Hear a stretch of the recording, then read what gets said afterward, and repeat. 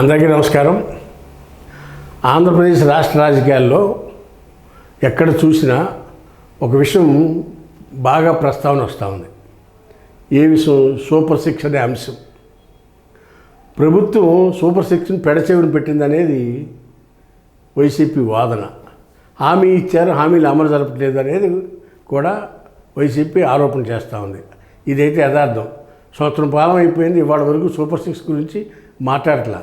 Pension, gas బండ్లు ఆ రెండే ఇస్తున్నారు తప్పితే మిగిలిన 4 పథకాలకు కూడా పంగనామాలు పెట్టారు అధికార పార్టీ కూటమి పెద్దలు. అయితే ఇక్కడ అసలు చర్చ ఏం జరుగుతుంది అంటే ఫేస్ వాల్యూ ప్రకారం ఎలక్షన్ జరుగుతాయి అని చెప్తున్నారు. ఫేస్ వాల్యూ ప్రకారం ఎలక్షన్ జరుగుతాయి అంటే దానికి కొంతవరకు కరెక్ట్ అని చెప్పొచ్చు, కొంతవరకు తప్పు అని చెప్పొచ్చు.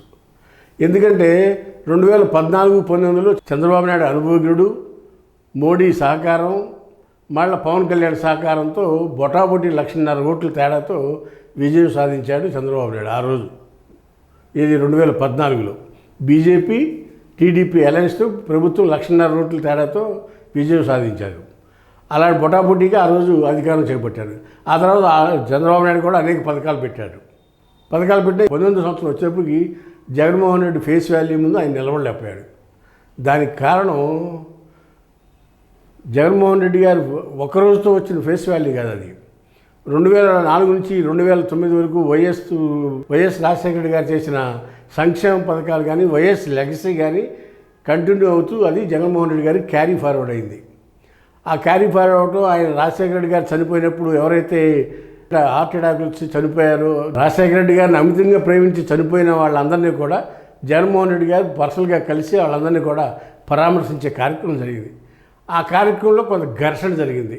కాంగ్రెస్ ఆయన ఢిల్లీ పెద్దలు వద్దని, కాదు నేను చేస్తానని చెప్పి ఆయన కాంగ్రెస్ పార్టీకి రాజీనామా చేసి సొంతంగా వైసీపీ పార్టీ పెట్టుకుని ఆ పార్టీ ద్వారా అందరినీ కలిసి 14కు ముందే బై ఎలక్షన్ జరిగితే ఆ బై ఎలక్షన్లో కూడా వైసీపీ పార్టీ తరపున ఎమ్మెల్యేలు గెలవడం జరిగేది. అలాంటి పరిస్థితుల్లో 14 ఎలక్షన్ వచ్చేటప్పటికి అనూహ్యంగా అనుభవజ్ఞుడు చంద్రబాబు నాయుడు అయితే బెటరు అని చెప్పి చంద్రబాబు నాయుడికి వేశారు. అది కూడా తేడా ఎంత అంటే 1,50,000 ఓట్ల తేడాతో 1.5% ఓట్ల తేడాతో చంద్రబాబు నాయుడు గారు విజయం సాధించారు.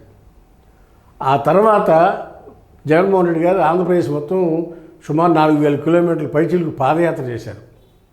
ఆ పాదయాత్ర ద్వారా ప్రజలు కలవటం, ప్రజల్లో మమేకం అవటం, రాష్ట్రంలో ఉన్న సమస్యలన్నింటినీ మాట్లాడటం, చెప్పటం, నేను వస్తే పరిష్కారం చూపిస్తానని హామీలు ఇవ్వడంతో 2019 ఎలక్షన్లో అనూహ్యమైన మెజార్టీ.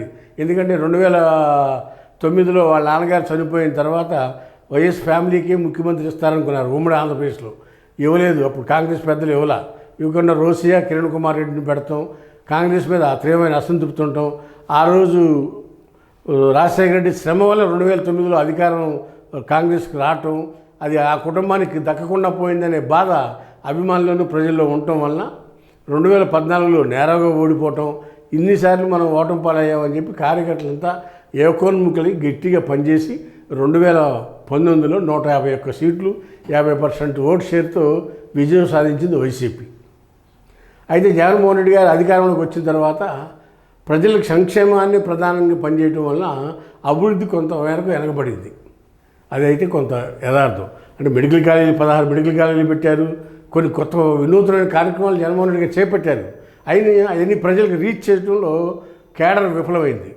జగన్మోహన్ రెడ్డి గారు వాలంటీర్లు ఉన్నారు కదా అని ఆయన వాలంటీర్ మీద ఆధారపడితే కేడర్ ఏమో ఆయన వాలంటీర్లు చూసుకుంటారని కేడర్ పక్కకి వెళ్ళిపోవడంతో అటు పార్టీ యంత్రాంగం సరిగ్గా పనిచేయాల. కేడర్ నిర్లక్ష్యం, కేడర్ని పార్టీ పట్టించుకోవాలి, పార్టీని కేడర్ పట్టించుకోవాలి. దాని మూలాన 2024 వచ్చేటప్పటికి వైసీపీ ఘోరంగా ఓటమి పాలైంది. దానికి కారణం ఏంటి? సంక్షేమం చేయక కాదుగా చేశారు, ఫేస్ వాల్యూ లేక కాదుగా. ఫేస్ వాల్యూ ఉంది, 151 సీట్లు వచ్చినాయి. ఇక అంతకన్నా ఇవాళకు కూడా జగన్మోహన్ రెడ్డి పబ్లిక్లో వచ్చి 10,000 మంది పట్టును పోగొడుతున్నారు, 10,000 మంది హాజరవుతున్నారు, అంత లెగసీ కంటిన్యూ అవుతూనే ఉంది. అంటే ప్రజలు ఏం కోరుకుంటున్నారు అనేది అసలు రాజకీయ నాయకులకు అంతుపడతలా. నిమిషానికి ప్రజల యొక్క ఆలోచన ధోరణి మారిపోతుంది. సంక్షేమం అంటే డెవలప్మెంట్ అంటారు. డెవలప్మెంట్ చేస్తే అలా అని చెప్పి డెవలప్మెంట్ చేసి చంద్రబాబు నాయుడు అనేకసార్లు ఓడి ఇచ్చారు.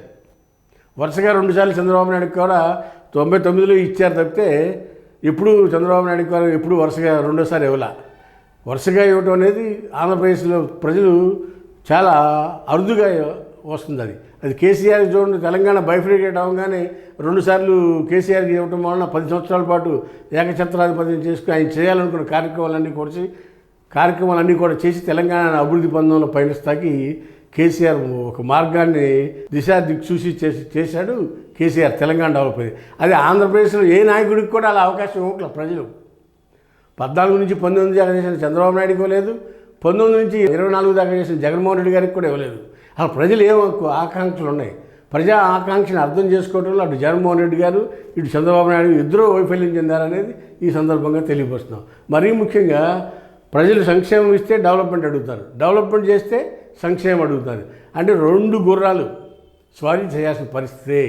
ఆంధ్రప్రదేశ్లో ఒక సంక్షేమం మీద ఆధారపడ్డా ప్రజలు దగ్గరికి రానివ్వరు, అటు డెవలప్మెంట్ మీద ఆధారపడ్డా ప్రజలు ఆదరించరు. కాబట్టి ఇటు సంక్షేమం ఇటు డెవలప్మెంట్ 2 ప్యారలల్గా జోడెడ్డు స్వారీలాగా నడిపితేనే ఆంధ్రప్రదేశ్ రాష్ట్ర రాజకీయాల్లో 2వసారి అధికారం వచ్చే అవకాశం ఉంటుందనేది మనకు అర్థమవుతా ఉంది, ప్రజల నాడి అర్థమవుతా ఉంది. కాబట్టి రాబోయే రోజుల్లో కూడా ఫేస్ వాల్యూతో ఓట్లు పడతాయి. చంద్రబాబు నాయుడు ఫేస్ వాల్యూ ఎక్కువ, జగన్మోహన్ రెడ్డి ఫేస్ వాల్యూ ఎక్కువ. అంటే ఫేస్ వాల్యూలు ఎవరికి ఉండే ఫేస్ వాల్యూ వాళ్ళకే ఉంది. చంద్రబాబు నాయుడు కన్నా జగన్కే ఎక్కువ ఫేస్ వాల్యూ ఉంది. ఎందుకంటే రాజశేఖర రెడ్డి మాస్ లీడరు, రాజశేఖర రెడ్డి గారు మాస్ లీడరు. అదే వారసత్వం జగన్మోహన్ రెడ్డి గారికి వచ్చింది.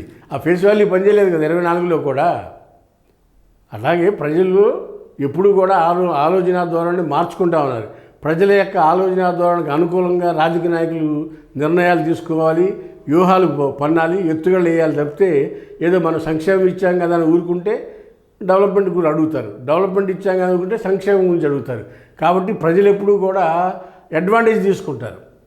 అందుకే రాజకీయ నాయకులు ప్రజల యొక్క ఆలోచనని అర్థం చేసుకుని రాజకీయాలు చేయాలి. తప్పితే ఏదో ఫేస్ వాల్యూతో గెలుస్తామనుకునే రోజులు పోయినాయని ఈ సందర్భంగా తెలియపరుస్తున్నా. హాయ్ ఫ్రెండ్స్, మా ఫ్యూచర్ టుడే ఛానల్ చూస్తున్నందుకు చాలా థ్యాంక్స్. మరిన్ని లేటెస్ట్ వీడియోస్ కోసం వెంటనే సబ్స్క్రైబ్ చేయండి. అలాగే ఈ బెల్ని కూడా రింగ్ చేసేయండి. మా లేటెస్ట్ వీడియోస్ నోటిఫికేషన్స్ అన్నీ మీ మొబైల్లో వస్తాయి. మా వీడియోస్ మీకు నచ్చితే లైక్ చేయండి, షేర్ చేయండి, నచ్చకపోతే కామెంట్ చేయండి.